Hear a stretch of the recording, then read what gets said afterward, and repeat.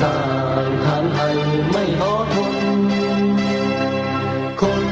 ไทยพลาดอยากเรือไหลในแดนดินดนต้องดิ้นรนทนลำบากเลี้ยงคนไทยรักชาติรักถิ่นรักในวิญญาณของไทยยังสืบสานยังให้เห็นความเป็นไทยรักชาติรักถิ่นฝันในดินเป็นของไทยจงร่วมใจสร้างชาติไทยให้ยิ่งใหญ่เราทุกคนเปลี่ยนความหวังพลังประชาสร้างสรรค์มาให้ทุกคนเรา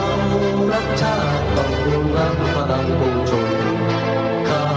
ของคนคือทำงานสรรสร้างไทย